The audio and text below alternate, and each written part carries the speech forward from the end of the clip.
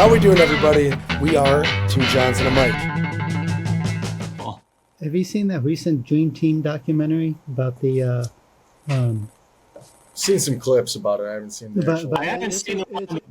It's a really, really good documentary about the day that these college kids beat the Dream Team, and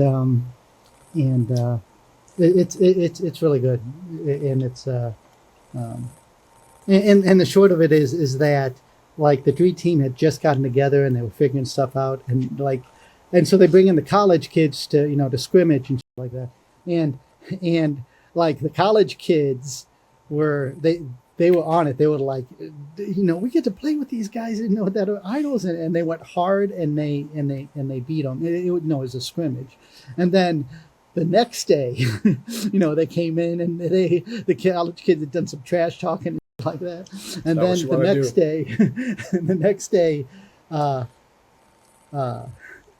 the Dream Team just played normally, and they beat them by 50 points. And like they have Bird in there, and Bird's doing his like the normal thing where he gets the ball and he's like high off the glass. Left, left, go right, pause, left hand high off the glass. Best Tucker of all time. Yeah. He was amazing. Yeah. Just like your draft ideas, Michael. Yeah. I have a million ways to prove you wrong. And I can't. I don't like it. I don't like it. I understand it. I don't like it. But you're wrong. According to me. Yeah. We'll see. I just want him to stop and run for a change. It's been a while. Well, give him a chance here. It's been 1 year, you donut. Well, they didn't do it last year. They kind of struggled the year before. The year before that wasn't all that great either. Yeah. So year before. My thing, if we can score in the first three quarters, that'd be great. We will slaughter the NFL if we do that. Okay, exactly. That's my point. Like even if we just score in the first and the fourth, come out quick. My whole point. Absolutely correct. Quick. Now you're looking at, so Michael's big thing was I am not happy about the wide receiver we took in the third round or the tight end we took, right?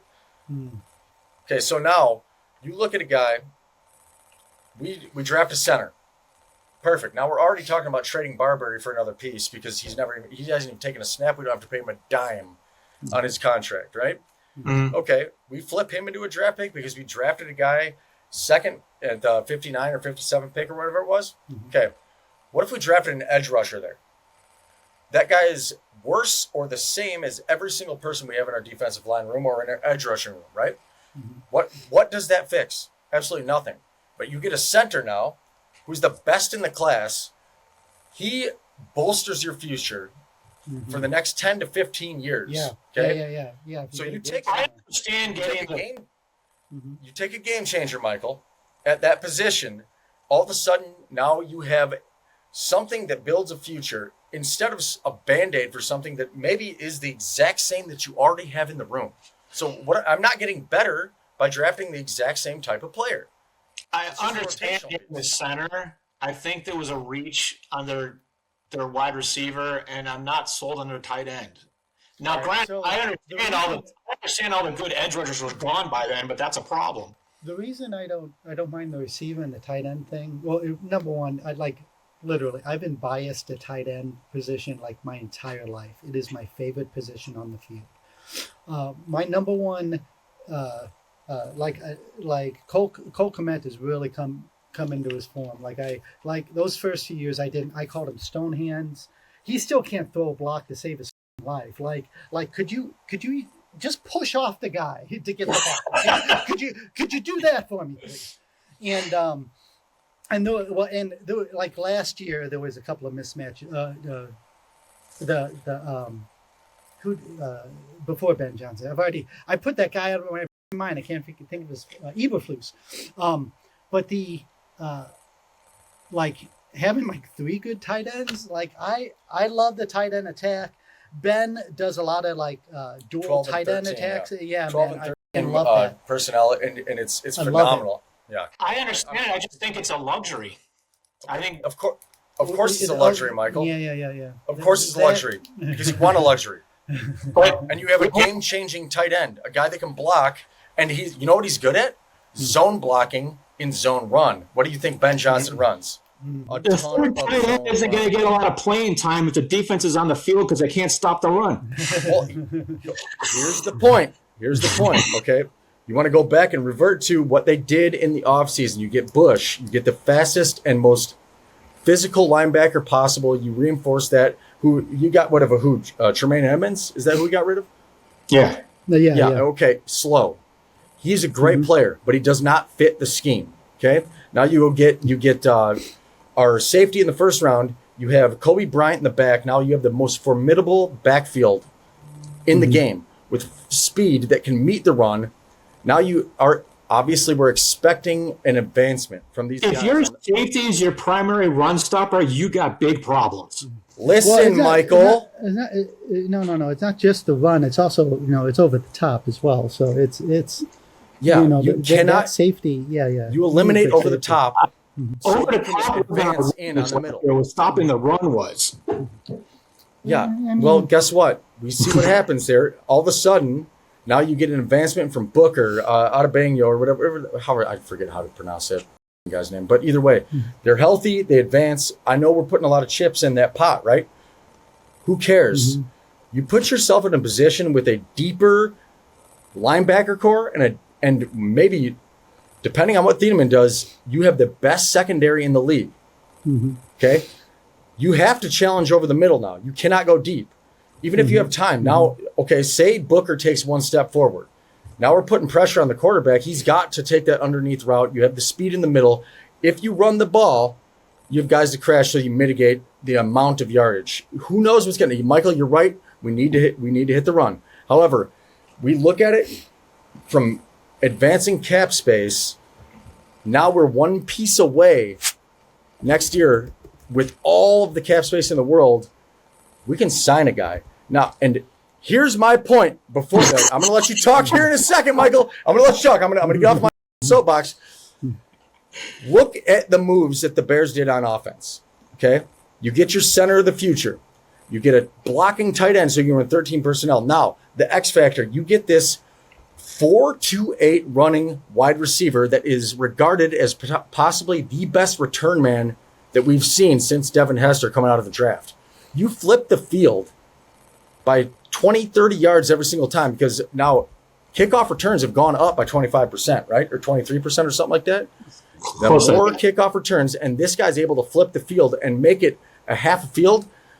Caleb takes a step forward. We're able to move the ball. You give Caleb a more efficient offense with better personnel that fit the scheme in year 2, and now all of a sudden we can start scoring on a shortened field. You put the screws to guys so they cannot run the ball because they're down 7, 10, 12, 15, 21-0 in the first quarter. What do you do about that? Yeah. So, and the thing is, and Mike, I'm with you about the whole stopping the run thing, things like that. My main thing that I want is not only stopping the run, but we led the league in takeaways. Like we were punching out that ball every chance we got, and I don't want that to go away. But all the guys who did that are gone. Yeah. Like we got rid of Kevin Byard, and he had, granted, slow, but a lot of things. But I really think that's a DC thing, like a defensive coordinator thing, it's a scheme thing. And I want him to continue that, and you can put play like we had 17 interceptions and 33 takeaways. We led the NFL with it, and great. No, granted, some of them were other team mistakes and what have you, but that Washington thing, like if they don't have a miscommunication, we don't win that game. But but everything like the onside kick, that was all us. The Packers onside kick, that was all us, and stuff like that. So, and you also look at the number of times we scored on those turnovers, and it was very low. It was low. That is the thing. The problem with turnovers, though, is you can't rely on turnovers. They're great if you get them, but you can't rely or predict around them. Yeah. But what you can rely on and predict about is right. But you can put that into into opponents' heads and stuff like that. Well, yes, you know, can. They like know what the takeaway team things like Michael, that. So, absolutely correct. There will be regression. You cannot expect to lead the league, but you capitalize on more of those. Let's just say because I agree with John. Mhm. The scheme is what created those, because we went from one of the lowest turnover rates in the entire league, probably to like 28 or 29 or something like that. I have to look back. Now you go to 1 in 1 year. That's a scheme thing. That's not a fluke.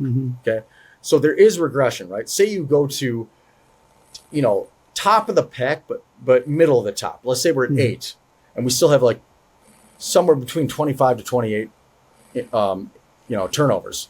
But your your offense is capable of capitalizing on 25% more of those turnovers because they've taken a step forward and they've bolstered what they're trying to do on the offensive front. Those games are those impacts are far more than what it would have been last year, because we really didn't do anything on turnovers. So if you increase the number of production points off of those turnovers, you're looking at a huge percentage of points off of that we didn't have in the past. So now all those close games, those comebacks, they're not comebacks anymore. Those are kneel downs. Even with the same defense, Michael. I think the problem, though, is you want to keep Caleb off the field if you're the opposition. And the best way to keep the Caleb off the field is attack their weakness, which is grind it out on the ground. And until the Bears show they can stop that, which they haven't for a year now, more than a year, that's going to be a weakness. And how are you going to grind it out on the ground if you're down 14-0? Because you don't start out down 14-0. Yeah, you do if you're facing a powerhouse offense that is working on half a field, because your return man is better than everybody else in the league. You're Caleb, you get the first possession, you score right away. And then I get the ball, and you can't stop the run, and I grind you down, and you can't make a stop when it counts. I punch it in, and I eat up the clock.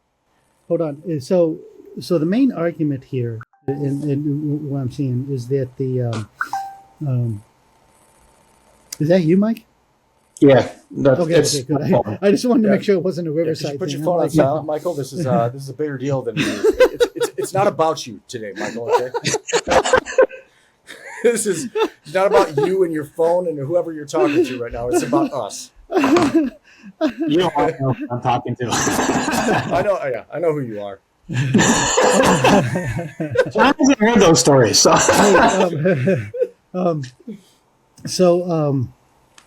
that is an argument that maybe other people have made that I haven't really paid attention to. A really good argument, Eli, is that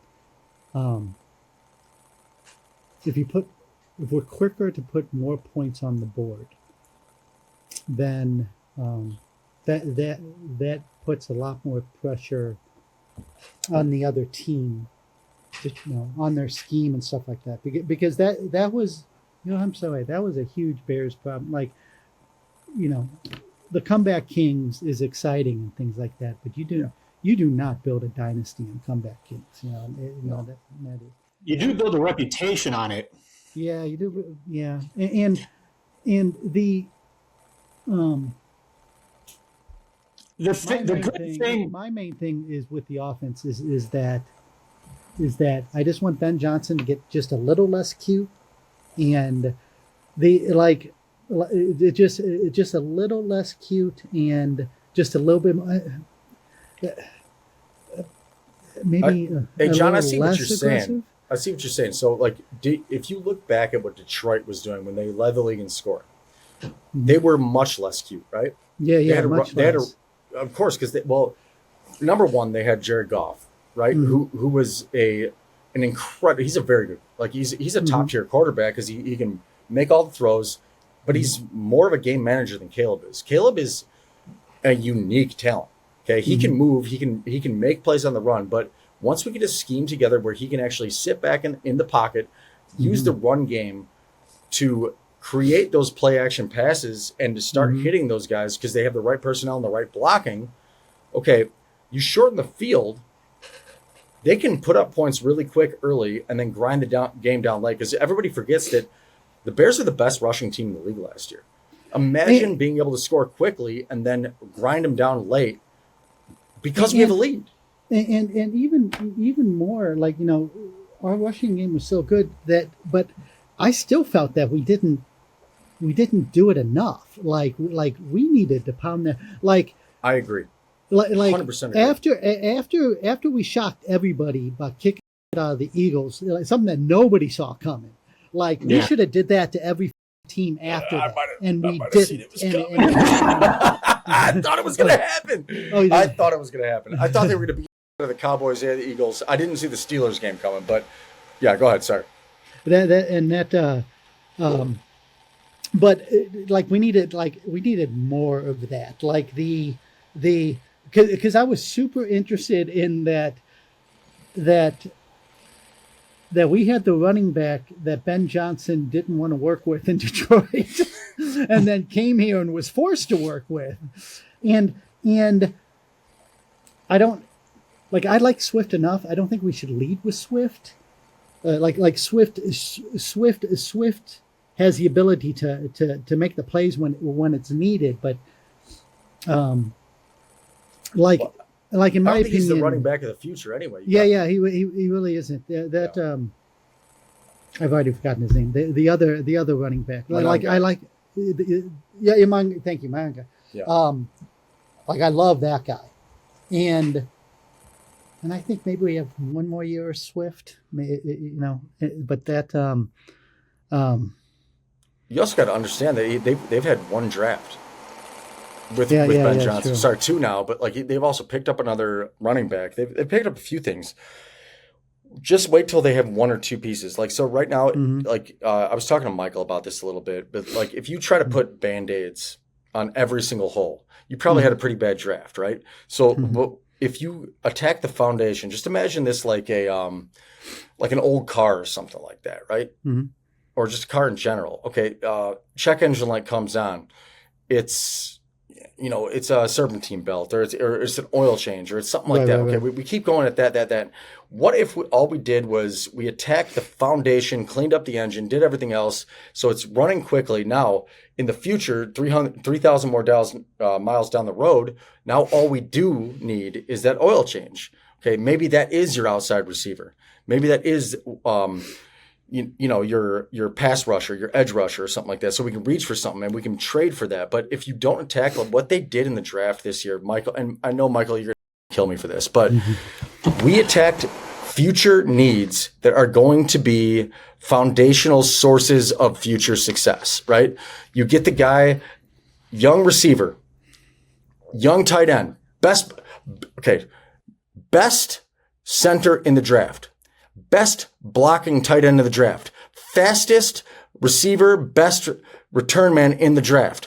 Did we attack the edge? No, but there wasn't an edge. There wasn't a defensive tackle. There wasn't a pass rusher on that draft that made any difference. So why don't I go and get something in a position that is going to make a difference immediately or in the future? That I'm not throwing something into my room of that, of the receiver room. I'm not throwing something in the defensive line room. I'm not throwing something in the offensive line room that is just another piece that is similar to everything else I have. I'm throwing game changers into every single part of my game. Now I can build off of that. I don't have to worry about it anymore. I'm no longer putting Band-Aids on. I'm creating a foundation for future success. And I know you want to win right now, Michael. And we have the chance to win right now, Michael. We're still that good because we have Caleb Williams and we have on everywhere. Michael, get excited. Fire me up. I don't have a problem with him getting the safety. I don't have a problem with him getting the center. I think they were possibly the best part of the draft. But the safety was someone that they didn't expect to have. But when you're starting to build things for the future and you got problems right now, and they're not being addressed, and I don't think they've addressed the defensive line. I think they've been a problem for a while. And if you're starting to build things because you want, like, yes, cap's an issue, and that's an advanced move to think ahead like that, but you're telling me you got a new sonar ship and you got cracks in the hull. The ship is going to go down if you don't fix those cracks. And you keep putting it on and slapping a layer of paint on them and stuff, but you need to fix the cracks in the hull. And it doesn't matter how good your missile guidance system is if you have freaking cracks in the hull. You need to take care of it, and it's not being addressed. And if you're saying, well, there isn't anyone good at the time we got there, well, you should have addressed that already, and I don't think that they have. Okay, if you think that your inventory inside of the ship is there, you just had to kind of develop that inventory, which is your booker, your other guys that you like. So look at the guys that they drafted. They have a lot of capital set into the guys that are on their defensive line already, right? Okay, they think that they have developed, and I will tell you that this right now, the smartest thing that the best teams on, okay, and I'll speak from a baseball atmosphere because that's what what I know, right? Yeah. You build through the draft and you build through development. Okay, I think that the Bears believe that they are building through their draft capital and their own development with the guys that didn't play as much last year. We got Turner, Booker. I always forget how to pronounce Adewandes or whatever his name. They think that these guys are going to develop enough to contribute, so that all they had to do was take the game changers that they could through the draft. Now, if they're wrong, they're wrong. But what's it going to hurt? It's not going to change what they did last year, but we know their offense is going to take a stride forward. It's not worst case scenario. If they're wrong, we're going to lose games. It's not they're wrong, we're still going to be fine. It's the biggest weakness we have, and other teams are going to hammer it. Okay. Unless you're right about your development. And that's the whole game of development and trust within your personnel of player development. That's what teams rely on. Good teams, they rely on developing players internally and letting them pan out when they have a chance to pan out. See how they develop. If they do, sorry, go ahead, John. No, I was just who's the guy that we got that looks like he beats up people on a farm for fun? Is that DeBerg? Is that the Vanilla Gorilla? Vanilla? Which one is that? Is that DeBerg? He was an FDA sign. Yeah, he was an FDA signing. Like the Vanilla, yeah. I'm dying to see him play. He scored higher on the DTS scores or whatever it was. Like he's supposedly like he should have been drafted. He should have been. Like, I don't know why. Speaking of that, reminds me, John. Did I talk to you about this? This is John Meadows. Do you remember Richard Dent was an 8th round draft pick? That's right. Are you not proving my point right now, Michael? Are you not proving my point? So an 8th round draft pick was in a Hall of Famer that we never have to worry about again. If the Bears just hit on one or two of these guys, okay, oh shit, we didn't draft a guy in the first couple of rounds that addressed our defensive line. Michael, guess what? They're going to develop and they're going to be a force because you got the Vanilla Gorilla. You got all these other guys that are going to be absolute crunchers because they're high character guys that they can develop because they have the right coaching staff. Let them do their thing and make a judgment after this year. Because I guarantee you that is a thing. Like, I'm making a judgment off of last year, which is what we got. So yeah, you negative Nancy. let's see what this coaching staff does in year 2. Thank you. Like please. I was shocked that we Did you guys lose me because my camera's not moving? Yeah, it's probably because you're wrong.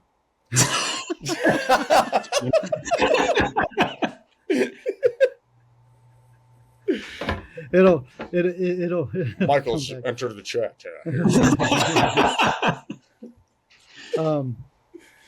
So I was pie in the sky. I was like, we're going to go 12-5. And the only reason I said that is because I saw someone in the comments somewhere, maybe even a comment in one of our videos at the time. It was like 12-5 in a Super Bowl. And that's what I was at. I was like 12-5 in a Super Bowl. And at the end of the year, I was like, we went 11-6.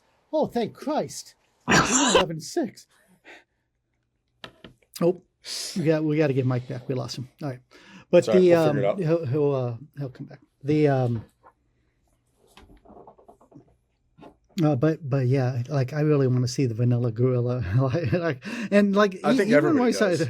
When we got him, everybody, including you, was like, how is he not drafted? How do you pass on this guy? Yeah, well, you look at his scores, compared to everybody else. That's the same thing I say about the center. Logan Jones, mm-hmm. He was the highest scoring center in the last 2,000 draft picks or whatever since 1990s mm-hmm. or whatever it was. He had the. How are you not drafting this guy that can potentially mm-hmm. just plug in and be your center for. He could be the Olin Kreutz. You know, how much better were the Bears with the Olin Kreutz? You don't have to worry about it anymore. Mm-hmm. You know what I'm saying? Like he's a solidified starter for the next 13 to 15 years potential. Like, let's pray. You never know. But it's the right makeup, and they drafted all of they're all high character, high makeup guys. Holy shit, how have you not been doing this forever? You know what I mean? Like I'm so happy about what they did. So happy about what they did. Hey, Mike, we're gonna wrap this up. Sure. And then Mike, you and I, we're gonna get on a phone call because I want to talk to you about Riverside stuff. Okay.